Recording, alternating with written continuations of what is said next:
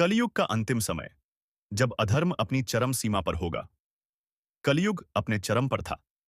सत्य, धर्म और करुणा का अस्तित्व समाप्त हो चुका था। चारों ओर भ्रष्टाचार, पाखंड और अधर्म का बोलबाला था। मनुष्य अपने ही स्वार्थ के कारण एक दूसरे का विनाश कर रहा था। धरती क्रोधित थी, नदियां सूख चुकी थीं, पर्वत कांप रहे थे और आकाश में काली घटाएं छाई हुई थीं। भयंकर तूफान, अनियंत्रित ज्वालामुखी और घातक भूकंपों ने मानवता को भयभीत कर दिया था।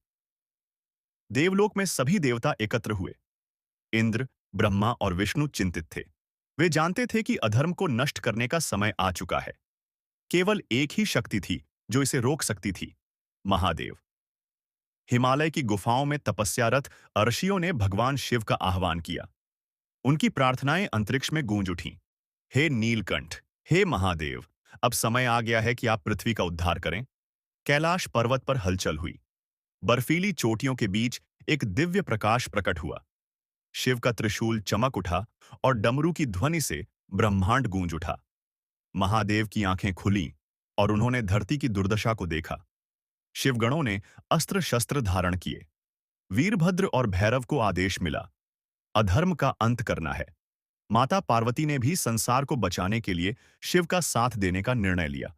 अचानक आकाश चीरता हुआ एक दिव्य स्वर गूंजा। महादेव स्वयं प्रकट हुए। उनका तीसरा नेत्र खुल चुका था। उनके रुद्र रूप को देखकर पृथ्वी कांप उठी और अधर्मी भय से थरथराने लगे। शिव ने तांडव प्रारंभ किया।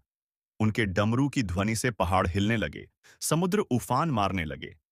उनके त्रिशूल की एक चोट से पापियों की सेनाएं धूल में मिल गईं। महादेव ने सभी असुरों और दुष्ट राजाओं का अंत किया। काल भी थर-थर कांप रहा था। अधर्म की सत्ता मिट रही थी। जब संसार में शेष बचे अधर्मी महादेव के समक्ष आए, तब शिव ने अपनी तीसरी आंख खोल दी। अग्नि की ज्वालाओं में समस्त अधर्म जलकर भस्म हो गया। अधर्म समाप्त हो चुका था। अब सत्य, भक्ति और प्रेम का युग प्रारंभ होने वाला था।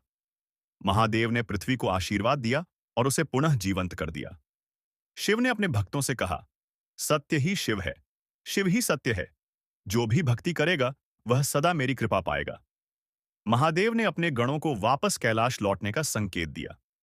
वीरभद्र और भैरव ने प्रणाम किया और अपने स्थान को चले गए। शिवलोक के द्वार खोल दिए गए। भक्तों को मोक्ष प्राप्त हुआ और वे सदा के लिए शिवधाम में निवास करने लगे। प्रकृति फिर से हरी भरी हो गई। नदियां फिर से बहने लगीं, पशु पक्षी चहचहाने लगे और मानवता ने नया जीवन पाया। भोलेनाथ ने अंतिम बार संसार को देखा और हिमालय की ओर बढ़े। कैलाश पर्वत पर जाकर वे ध्यानस्थ हो गए। ऋषियों ने इस युगांत की घटना को नए वेदों और पुराणों में लिखा, ताकि आने वाली पीढ़ियां इसे याद रखें। सत्य, भक्ति और करुणा की स्थापना हुई। लोग फिर से भगवान शिव की आराधना करने लगे। पूरे ब्रह्मांड में हर हर महादेव की गूंज सुनाई देने लगी। भक्तों का हृदय शिवमय हो गया। शिव ने दिखा दिया कि वे ही विनाशक हैं और वे ही पालनकर्ता। उनकी कृपा सदा भक्तों पर बनी रहेगी। देवलोक में सभी देवताओं ने महादेव को प्रणाम किया। ब्रह्मा, विष्णु और इंद्र ने शिव की स्तुति की। शिव की लीला के उपलक्ष्य में काशी में महाउत्सव मनाया गया। भव्य आरती हुई और गंगा तट पर शिव नाम की ध्वनि गूंजी। कलयुग का अंत हो चुका था।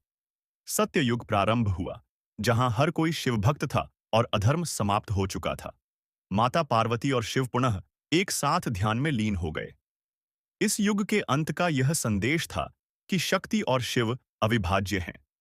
जो भी इस कथा को सुनेगा और महादेव का नाम लेगा, वह सदा शिव कृपा प्राप्त करेगा। AUM नमः शिवाय। हर हर महादेव।